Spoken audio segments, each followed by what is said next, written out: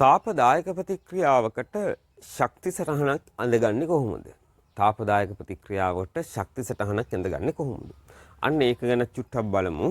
ඉස්සෙල්ලාම අපි උදාහරණයක් ලෙස ගමු මැග්නීසියම් පටියක් තනුක HCl අම්ලය සමග ප්‍රතික්‍රියා කරනකොට ලොකු තාපයක් පිට වෙනවා කියන සාමාන්‍ය තාපයක් පිට වෙනවා. අපි කැකාරු මලයකට HCl අම්ලය අරගෙන මේකට මැග්නීසියම් පටි කෑල්ලක් දාලා ආරම්භක උෂ්ණත්වය මෙන්න මැග්නීසියම් පටි කැබල දාන්න පෙර ඊට පස්සේ අපිට දැනෙනවා මේ බුබුලු දාලා වේගයෙන් ප්‍රතික්‍රියා කරනවා. මේ ප්‍රතික්‍රියා කරනකොට මේ නලයේ රත් වෙනවා අතර දැනෙනවා. උෂ්ණත්වය වැඩි වෙනවා. මොකද්ද ප්‍රතික්‍රියාව? මැග්නීසියම් ධන HCl ඊතලයක් අපිට හැදෙනවා ළමයි මැග්නීසියම් ක්ලෝරයිඩය. මැග්නීසියම් ක්ලෝරයිඩ් එක ප්‍රතික්‍රියා කරාම හයිඩ්‍රජන් මෙතනින් පිට වෙලා යනවා. ඒක විස්ථාපන ප්‍රතික්‍රියාව. තුලනය කරන්න අවශ්‍ය නම් මෙතන ක්ලෝරින් 2යි, ක්ලෝරින් 1යි, හයිඩ්‍රජන් 2යි, හයිඩ්‍රජන් 1යි ඉස්සරහින් දෙකක් දාගන්න තමයි ඕනේ. ඕක තමයි ප්‍රතික්‍රියාව. මේකෙදී ඵලයක් වශයෙන් ධන තාපය පිට වෙනවා. ඵලයක් වශයෙන් තව එකක් තාපය. ඒකෙදිම ප්‍රතික්‍රියාවේ පදාර්ථමය කොටස මේ තියෙන්නේ ශක්තියක් වශයෙන් තමයි තාපය පිට වෙන්නේ. ඒතොරේ තාප ශක්තිය ශක්ති සටහනක අඳින හැටි තමයි මම දැන් ඔයාලට කියලා දෙන්නේ. මේක හරිම ලේසි. තාපදායක ප්‍රතික්‍රියාවේ මේක ශක්ති සටහනක් ඇඳ ගන්න එක බොහොම පහසුයි. ඔන්න මම ඊටාම සරලව කියලා දෙන ප්‍රතික්‍රියාව හරි. ඔන්න මම මේක මෙකුවා. දැන් ඊළඟට සූදානම් වෙන්නේ ශක්ති සටහනක අඳින්න. ශක්ති සටහනක් අඳින්න සූදානම් වෙන්නේ. දැන් බලමු කොහොමද ශක්ති සටහනක් අඳින්නේ කියලා. මේක බොහොම සරලයි. පුතේ මේ ශක්ති ප්‍රස්ථාරයක් එක විදිහකින් මේ ප්‍රස්ථාරයට මම ගන්නේ එක අක්ෂයයි මට තියෙන ශක්තිය කියන අක්ෂය විතරයි. අක්ෂය නම් කරන්න ඕනේ නැත්තම් ප්‍රස්ථාරයේ මොකද්ද කියන එක කාටවත් හොයාගන්න බෑ. ශක්තිය මම මෙතන දාන ශක්තිය කියලා. එතකොට මේ ශක්තිය මට මනින්න ඒකකයක් තියෙන්නත් ඕන. මම මේ ශක්තිය මයින්නේ ජූල් වලින් වෙන්න පුළුවන්, කිලෝ ජූල් වලින් වෙන්න පුළුවන්. සාමාන්‍යයෙන් අපි ශක්ති ප්‍රස්ථාර අඳිද්දී මවුලයක් වගේ ප්‍රමාණයකට තමයි අපි කියන්නේ මවුල ගණන් තමයි භාවිතා කරන්නේ. ඒකට ශක්තියම ඉන්නේ ඒකකය මවුලයට කිලෝ ජූල් වලින් තමයි මයින්නේ. එක මවුලයක් සඳහා කිලෝ ජූල් කොච්චරද කියන අදහස. නමුත් ඕගොල්ලන්ට ඒක තරම්ම ගැඹුරටම සාමාන්‍ය පෙළ දරුවන්ට බලාපොරොත්තු වෙන්නේ ශක්ති සටහන හරියට ඇඳ ගන්න එක තමයි ප්‍රධාන වශයෙන් බලාපොරොත්තු වෙන්නේ අද දවසේ කියලා දෙන්න. අපි මෙහෙම ගමු.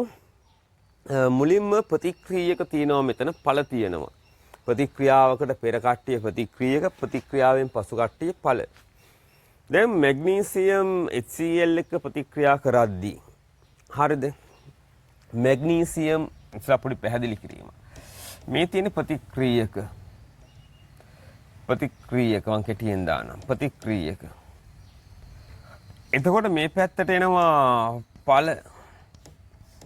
ප්‍රතික්‍රියක ඵල බවට පත් වෙද්දී පුතේ කොටසක් පරිසරයට මුදා හරිනවා. නිකමට සරලව ගත්තොත් තාපය වශයෙන් ශක්තිය මුදා හරිනවා. තාපය වශයෙන්. අපි ගත්තොත් මේ ප්‍රතික්‍රියාවේදී ප්‍රතික්‍රියක වල ජූල් 1000ක් තිබ්බාය කියලා. දල වශයෙන්.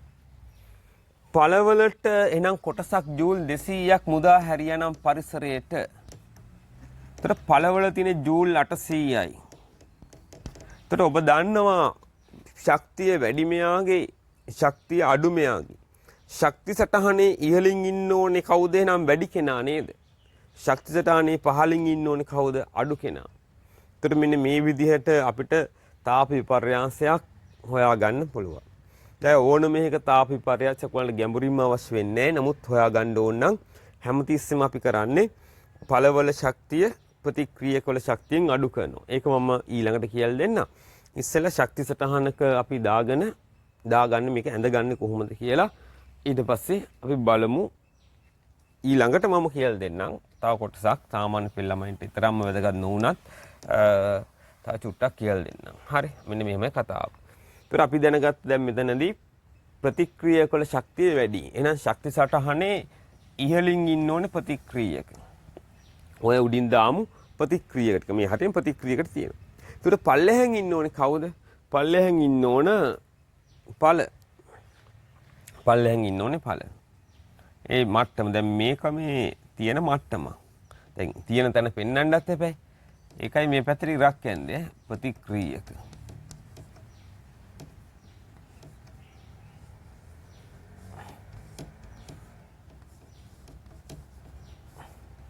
මෙතනට එන්න ඕන ඵල. ඔතෙන් එන්න ඕන ඵල. දැන් මෙතනට ඕන නම් අපිට ප්‍රතික්‍රියක ඕන නම් සංකේත වලින් ලියන්නත් පුළුවන්. ඉස්සෙල්ලාම අපි බලමුකෝ මෙහෙම. එතකොට දැන් ප්‍රතික්‍රියක ඉඳන් ඵල වලටපත් වෙනවා ඔන්න මෙහෙම. දැන් පල්ලෙහාට ඊතලයක් ගැහුවමම ඇයි? අතන ඉඳන් මෙතනට තමයි ආවේ. එතන මෙතනට ආවා. එනකොට ළමයි මෙතනින් පිට වෙනවා පරිසරයට ශක්තියක්. ඒ ප්‍රතික්‍රියා වල ශක්තිය වැඩි, ඵලවල ශක්තිය අඩුයි. අගයන් දීලා තියෙනවා නම් මේ ඉස්සරහෙන් ලියන්න ඕන. දැන් මෙතන අගයන් දීලා නැති හින්දා ඉස්සරහෙන් ලියන්නේ.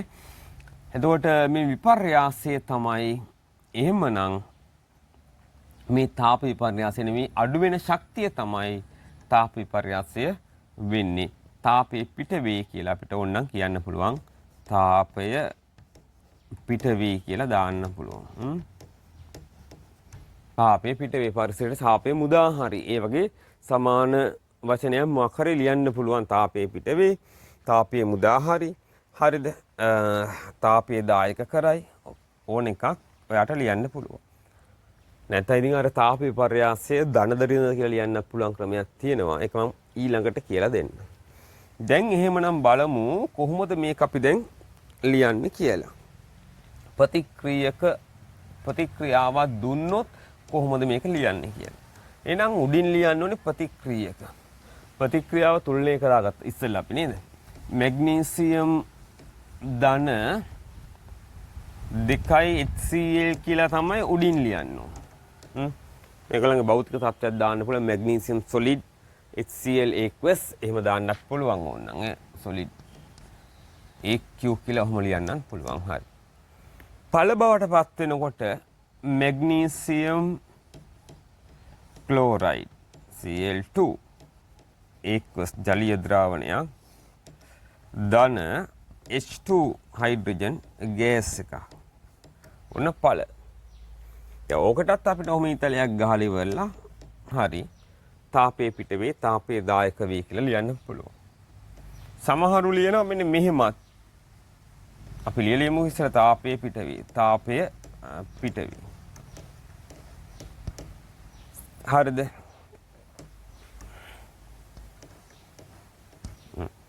සමහරු ලියනවා මෙහෙම ඔන්න ඔහොම එකක් ඩෙල්ටා H. H කියන්නේ හීට් කියන අදහස. ඩෙල්ටා කියන්නේ වෙනස කියන අදහස. වඩාම පාට කරන්න පාරි. ඩෙල්ටා ලකුණ දාලා ඩෙල්ටා H තාප වෙනස මයිනස් ඩෙල්ටා H මයිනස් නැත්නම් ඩෙල්ටා H ඍණාගයක් ගනි. තාප විපර්යාසය. ඒතකොට ඍණාගයක් ගනි කියලා කොහෙලා හරි කොතන හරි පොතක දැක්කොත් එතනදී මත තියාගන්න ඒ තාප දායක ප්‍රතික්‍රියාව. දැන් ඔයාට ප්‍රශ්නයක් නේ මේක ඇයි මේ ඍණාගයක් ගන්න ඉතින් තාපය මුදා හැරියන්නේ පරිසරයට. ඔව් ඍණාගයක් ගන්න මෙහෙමයි. මම ඊළඟට ඒක පැහැදිලි කරලා දෙන්නම්කෝ. මේක පොඩ්ඩක් මකා ගමු අපි. හරි දැන් කතාව හරිනේ. මෙහෙම ඉස්සෙල්ලා මකන්න කලින් කො බලන්න. ශක්ති සටහනේ තියෙන්න ඕනේ එක අක්ෂයයි. ඒක තමයි ශක්තිය. සාමාන්‍යයෙන් අපි ශක්තියම ඉන්නේ මවුලයට කිලෝ ජූල් වලින්. ඒ කියන්නේ මේ ප්‍රතික්‍රියක මවුල ගණන් වලින් ප්‍රතික්‍රියා කළා තමයි මේ ශක්තිය මැනගන්නේ.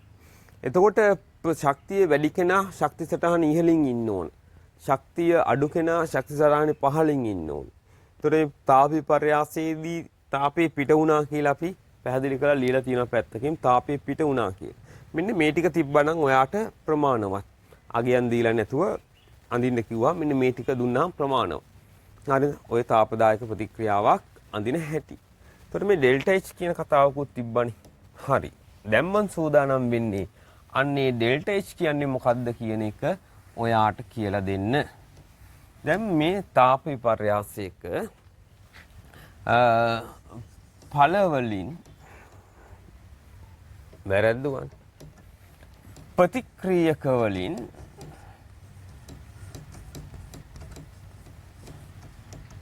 ඵල හැදෙනවා. ප්‍රතික්‍රියක වලින් ඵල හැදෙනවා. ප්‍රතික්‍රියක වලින් ඵල හැදෙනවා. දැන් කලින් තිබ්බේ මෙයා. දැන් ඉන්නේ මෙයා. ඒතර අපි හිතමු තාප වෙනසක් වෙනවා. ධන හෝ කුමාරි තාපය වෙනසක් වෙනවා. තාප විපර්යාසයක් වෙනවා. තාපේ එකතු වෙනවා නැත්නම් තාපය අඩු වෙනවා. මොන හරි දෙයක් උෂ්ණත්වය වැඩි වෙනවා අඩු වෙනවා. මොකක් හරි විපර්යාසයක් වෙනවා. ඒතර වෙනස තාප වෙනස හොයාගන්න මට පුළුවන් තාප වෙනස. අංකොද වෙනසක් හොයන්නේ. වෙනසක් හොයාගන්න මෙහෙමයි. දැන් තියෙන අගය තාප වෙනස නැත්නම් විපර්යාසය කියන්න පුළුවන්. දැන් තියෙන අගය කලින් තියෙන අගයන්ගෙන් අඩු කරොත් තමයි මට වෙනස හොයාගන්න පුළුවන් වෙන්නේ. තාප වෙනසට මම දාමු අපි ඩෙල්ටා H කියලා. වෙනසට කියන ඩෙල්ටා H heat වෙනස difference. හරි. තාප වෙනස. දැන් කොහොමද දැන් තියෙන අගය දැන් තියෙන මංගාව ප්‍රතික්‍රියක නැහැ. දැන් ප්‍රතික්‍රියාවෙන් පස්සේ දැන් මගේ ළඟ තියෙන ඵල. එහෙනම් මෙන්න මේ ඵල සතු ශක්තිය තමයි දැන් මට තියෙන්නේ. ඵල සතු ශක්තිය. ඵල වල කියලා දාන්නත් පුළුවන්. ඵල බල කිව්වහම බලන කෙනා හිතයි මේ ඵලතුරු හරි මොන හරිද කියලා. ඒකම ඵල සතු ශක්තිය. අඩු කරනවා ප්‍රතික්‍රියක සතු ශක්තියෙන්. ප්‍රතික්‍රියක සතු ශක්තියෙන් මං අඩු කරන. මේ ප්‍රතික්‍රියක සතු ශක්තියෙන් අඩු කරාම තමයි මට මෙන්න මේ තාප වෙනස එන්නේ. දැන් මං ඔයාට ඔන්න හරි. දැන් පොඩි ඕකට ওই සමීකරණයට පොඩි අගයන් දෙක තුනක් දාලා බලමු.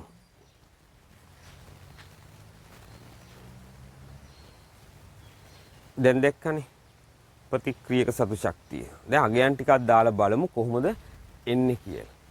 දැන් ප්‍රතික්‍රියක සතු ශක්තිය දැන් අපි තමු දැන් කලින් ගත්තු ගාන 800යි ජූල් තිබ්බා පුතේ අන්තිමේට. කලින් තිබ්බා 1000 ජූල්. හරිද මේක අපි හරි අපි ඒකක දාලා ගමුකෝ. අර මම කියපු එක කිලෝ ජූල් මවුලයට ඔන්න තිබ්බා මුලින් ඔය වගේ ගාන. ඊට පස්සේ දැන් තියෙන කීයද? මුලින් තිබ්බේ කීයද? දැන් තියෙන 800යි. කලින් තිබ්බේ කීයද? 1000යි. මොනවද? කිලෝ ජූල් මවුලයට ඔන්න ඔච්චරක් තිබ්බා. දැන් ওই දෙකේ වෙනස ඔයාට එනවා 1000න් 800ක් අඩු කරාම මට ධන උත්තරයක් නෙවෙයි එන්නේ. ඔයාට එන්නේ ඍණ උත්තරයක්. ඍණ මම මෙතනින් ගන්න ඍණ 200යි කියලා උත්තරයක් එන්නේ. මොනවද? අන්න ඒකකේ කිලෝ ජූල් මවුලයට. ඍණ 200යි කියලා උත්තරයක් එන්නේ. එතකොට දැන් මේ ඍණ උත්තරයක් එන්නේ. ඒ කියන්නේ තාප වෙනස තියෙනවා. එතකොට මේකට අපිට දාන්න පුළුවන් ඍණ ඕනනම් ඩෙල්ටා H කියලා කලින් කිව්වේ. ඒකයි ඩෙල්ටා H ඍණාගයක් ආවොත් තාප වෙනස ඍණාගයක් ආවොත් ඒක තාපදායකයි. ඩෙල්ටා H ධනාගයක් එනවා නම් ඒක තාප අවශෝෂකයි. එහෙමයි ඔය තාප ශක්ති ප්‍රස්ථාර සහ ඔය අගයන් ටික ගණනය කරන්නේ. දල අදහසක් දුන්නේ. මහා ගැඹුරට හිතන්න එපා. ඕගලන්ට ඔය ගණනය කිරීම එහෙම නැහැ. ඕගලන්ට එහෙම අගයන් දීලා ගණන් හදන්න කියලා නැහැ. නමුත් මේ සරල දෙයක් තමයි ඕගොල්ලෝ සාමාන්‍ය පෙළ ළමයින්ගෙන් ඔය වගේ මූලික දැනුමක් තමයි බලාපොරොත්තු වෙන්නේ. නමුත් අර MCT ට හදලා දාන්න ගණන් ටිකක් තියෙනවා. එච්චරයි. හරි. අපි තව කොටසක් බලමු. ඊළඟ කොටස මම ඊළඟට පැහැදිලි කරන්නම්.